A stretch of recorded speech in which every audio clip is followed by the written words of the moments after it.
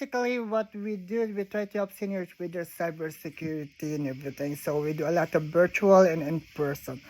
So first of all, I would like to thank the forum, the AFL-CIO retiree group, for giving us this opportunity. Basically, the goal for this question is to bring the attention of our local cybersecurity community, association, and conferences the need of their services for all the retirees, seniors, and elderly, and also as well as our local government.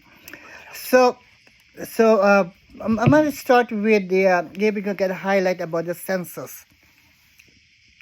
According to the census, the older population grew from 2010 to 2020. Now there are about 55.8 million, or 16.8% of the population of the United States. 55.8 million of the age population over the age of 65. So basically that number will just keep growing and growing. So what that means that the more seniors over the age of 65, they need more services, they need more cybersecurity to protect themselves, because the technology is growing fast as well, like the AI. So that's my introduction. So my first question, what are your thoughts of cyber scam affecting retirees, seniors, and elderly? For example, how much information retirees and seniors and elderly have on cyber scam? The second question that I have is that what are scams that are you're familiar with, and how are you dealing with? Are you familiar with email scam, phishing, AI scam? And the third question that I would have, how can cybersecurity community and association and local government can help retirees, seniors, and elderly? And what are your message to the cybersecurity association and conferences and firm? How can they help you? How can they help the retirees and the seniors in the elderly community? Basically, those are my questions. You want me to start out? Yes. Okay. The first, I thought there were going to be two questions, but the first question is, which scam am I familiar with, and Yes. what? Mm-hmm. I often get sort of phony invoice scams and emails saying your account for PayPal has just been debited for $200, and the last one I got was hilarious. It said it for a cybersecurity software. Oh wow. So that was funny. But you taught me, and thank you very much for teaching that, about immediately go to your real account. Go online and check your account to see whether there's anything weird, and then immediately delete the phony email.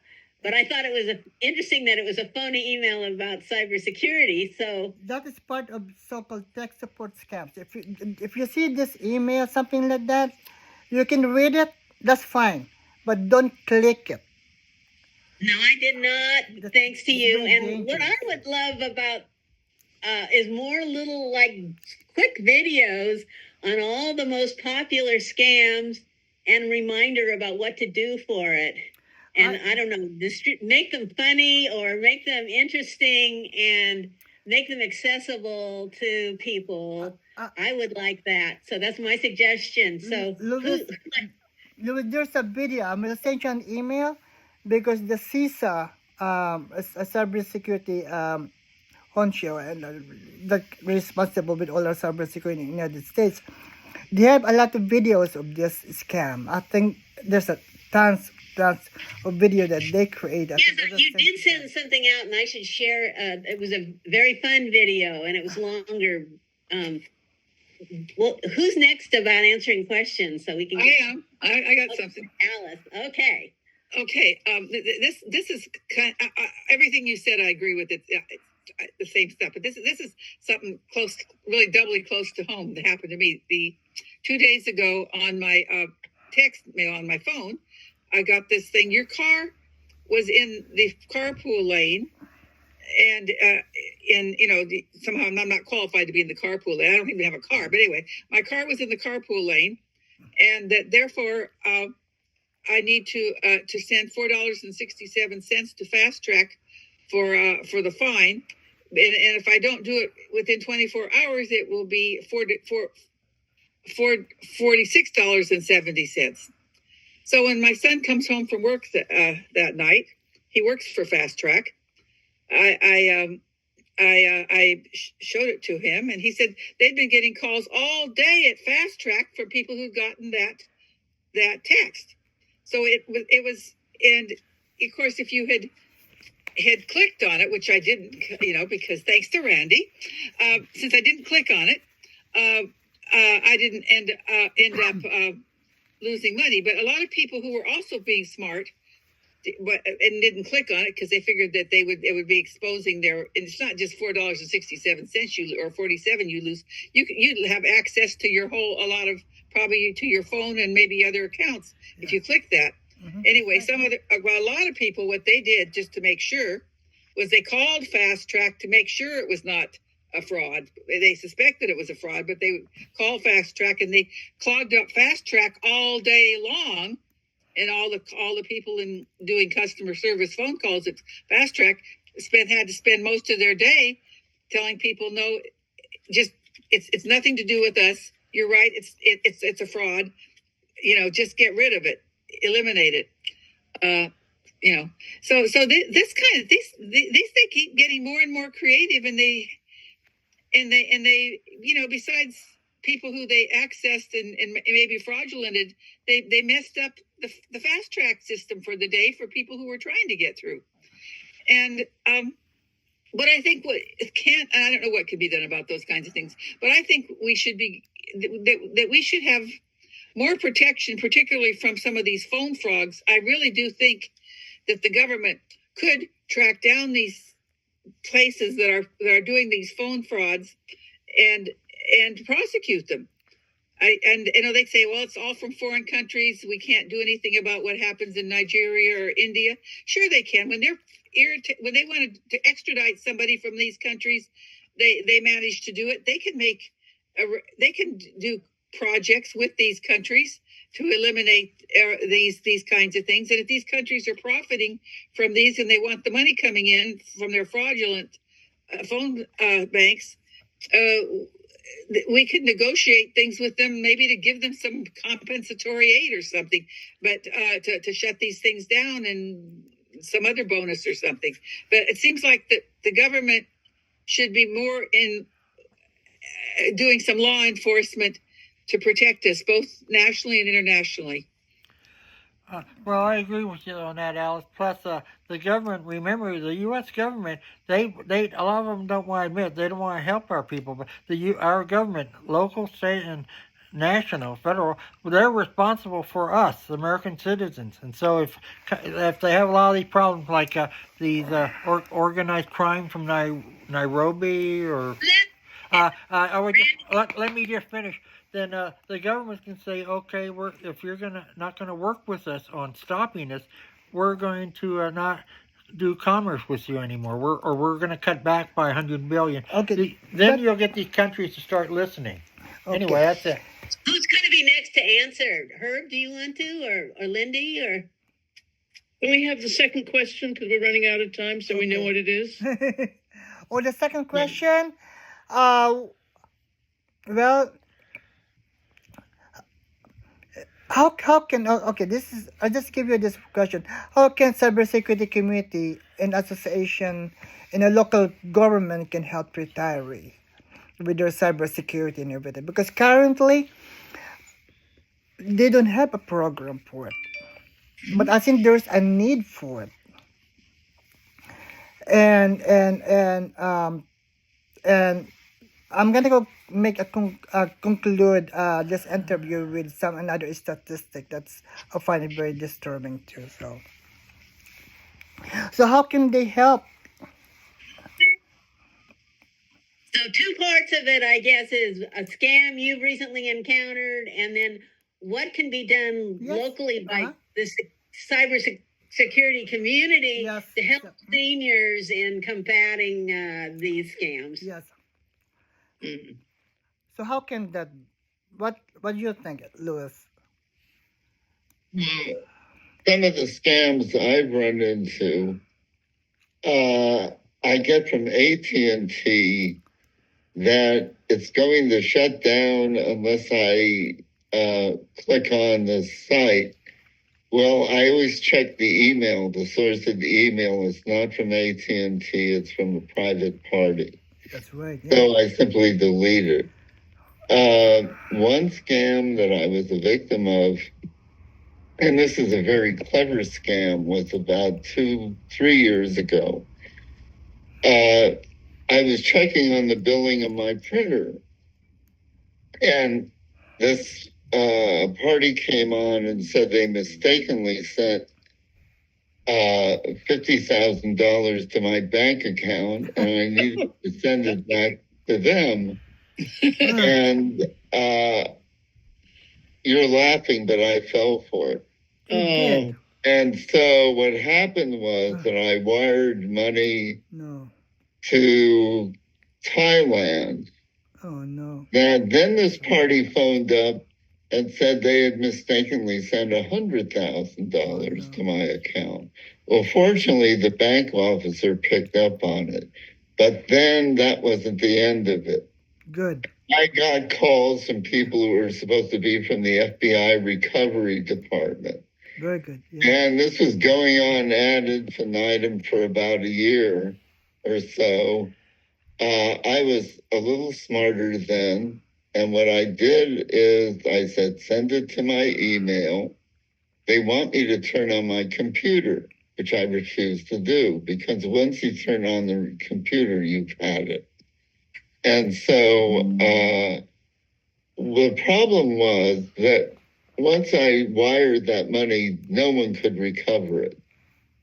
And I think it's up to agencies like Interpol to really retrieve that money, because they had the address to where this money was being sent to, and they could investigate that. But it was very clever how it was done. I fell for it, and they actually had access to my bank account, Yeah. where they could manipulate money within that account. So fortunately, the bank picked it up. You know, I'm alive. I was able to absorb the loss. But what if a person was less fortunate than myself, and they didn't have those financial resources? Suppose the retirement money was tied up in that account, or something like that. And I've heard of scams where the Social Security office is supposed to phone this party, and this woman just gave this party her entire savings and everything. She's going to have to work until she drops. So I think it's important that federal and international authorities start monitoring this. Now, they're very concerned about cybersecurity and national security, but they aren't concerned what happens to common people. That's right. That is what we're doing. This Herb, is that after this interview and everything, I'm gonna go share this video to my cybersecurity network on LinkedIn, so they can see there is really a need, because I'll tell you later. After our interview, I'm gonna make my conclusion. right. Now, we only have a little bit of time. I don't Okay. think we heard from Lindy yet, did we? Brunel, Vernell? yes, I'm here. wanna say something? No, because you guys gave a lot of information. I want to mention something quickly. If we can have a national debt of close to $35 trillion, that's 35 with what, 9 zeros after it, we can sure do a hell of a lot better for our seniors and protecting them from cybersecurity. Because what the hell are we doing with $35 trillion of taxpayer money? Anyway, so anything else you guys would like to add? Lindy hasn't weighed in, I don't think. No, actually, I got a call and they said, "Oh, it's the bank," and it sounded very genuine. They And I always do. started to fall for it, and got out of it, which was lucky. But I've had the bank call and say they're the fraud squad from the bank, and not being sure whether they were or not. And they were. It was the bank fraud squad that was calling me. So I got lucky. Herb, I'm sorry it got taken. I didn't mean to laugh about it. If somebody had said they'd sent me $50,000, I would have been thrilled. Yeah. Gone shopping right away. Yeah, they call it lottery scam. Basically, what they ask you is that making a promises about that you win something or you want something, and they want you to click on something, and asking you to, we're gonna go send you the money, but wire, but you got to give us your credit card so we can wire your money there. But then they go in circle and circle until you crack. But I think that it's okay for there's the best way to contact someone when you become a victim is the FTC, and I'm gonna go send Louis a link for that where you guys can report the scam, and I think that they're very very good on doing this thing. What does FTC stand for? The A number federal, of years ago, the Federal Trade Commission. somebody got into my computer and they were moving my mouse, and that scared me Yeah. spitless. When someone And- hack your computer, yeah, that's what happened. Right. So then I don't do any money on my computer whatsoever. I don't pay any bills. I don't want any receipts. Nothing. And using free Wi-Fi too. It's okay to use free Wi-Fi, but don't use free Wi-Fi at the coffee shop and everything when you're doing a transaction with your money and everything. So make sure that you have a secure Wi-Fi at home where you can use that. If you wanna do an online banking, then you can use that, but never try to use free Wi-Fi to do that because No, nothing.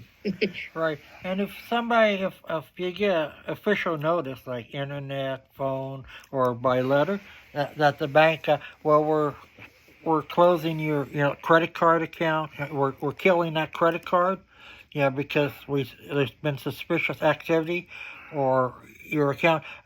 You feel free to check with the bank, but go to an official phone number that belongs to that bank. If there's a phone number on the warning to you, don't trust that phone number unless you're certain that's the bank. Because some people call and they don't realize they're getting hooked right there. I think we got to do this often every month, because except August. We're gonna be in Vegas on August, but when we come back, let's do this every month. Before the end of the forum, talk about these things, update and everything. I think What is the phone number, Rick? When do you guys leave for your trip, and when do you come back? we're leaving on the 1st. We'll be back on the 10th. But we're gonna go try to get to the forum that month. Okay, but we can only stay for an hour. But here's the problem. When we go to trip to our cybersecurity event in Vegas, what happens at the hotel, they would shut down all Wi-Fi. Because the hackers are in town. So all the Caesar Entertainment, everything, they will shut down, so you cannot really go online. So that is the problem. So for 3 weeks, all the hotels in Vegas, mostly on the strip actually, is that they would shut down Wi-Fi in your room. Although when you register, you put your everything, but they will shut it down. because many occasions that's what was. I don't know. I hope.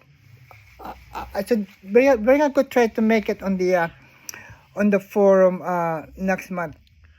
But I just wanna. If you guys would you like anything else to say? Any more to share? Where are you going? Las We're Vegas. We're going to Vegas. We are going to our cybersecurity summer camp. Oh, sounds So exciting. it's not Now, are you exciting. going on you're not going until August 1st and you're coming back August 10th? Is that Yes. it? Or you're going to be the IC? Right. You're Yeah. still going to be around for the living wage dinner on the 19th? We'll July? see. We will see, Alice. We will see. And but anyway, I just want to make say something to conclude our interview. But we have to do this often. Every forum, let's do the end of the forum. Before the end of the forum, to talk about cybersecurity and everything. Okay, Let me it'd be good get- to get a written version of those Well, questions. Let me give you guys a little highlight about what's happening really with the cybersecurity community. There are 10,000 cybersecurity organizations in the United States. 10,000? According to Crunchbase, 10,000, right? Then here's the thing. There are 5,000. There are 5,000. There are 5,700 founders, and then there are only 1% are nonprofit. And there are the for-profit company. There are about 10,273. So I was wondering, this 1% out of almost 11,000 cybersecurity company, they do cybersecurity helping seniors and everything. I guess the nonprofit is only 1%. So what is 1% of 11,000? And how many percent of those 1,000 or 1% nonprofit that helps seniors and everything? Maybe very little, but I think that my goal is that to change that. I think that I really, that's one of the reasons why I need to invite cybersecurity community to get involved because they are really necessary. Before we leave, Randy, thank you. You're Before welcome. we leave, Yeah. Well, can you put in chat what the FCC number is for complaints? Okay, I'm gonna go send you, Louis, all the information. I'm gonna email to you, and that's where people can make a report if they get I scammed. would, when things are really annoying. There was a guy who kept phoning at 7:00 every morning, Oh, no. even though I didn't want to expand my Medicare coverage or whatever he was trying to do. And he Oh, was don't very pick up the phone. It's illegal before 8 o'clock for those sort of phone calls. well. Federal Communications Commission, I guess, and Yes. I would very much like to report these people who become complete pests. Yeah, I will post that one on the next forum on the chat, and also I'm gonna send Louis all the link that is very important, and Louis can send it to everybody. Thank you. And yeah. Famous last words. If it's Yeah. it's too good to be true, it probably is. There you go. Yeah, Lois? Yeah, could we possibly...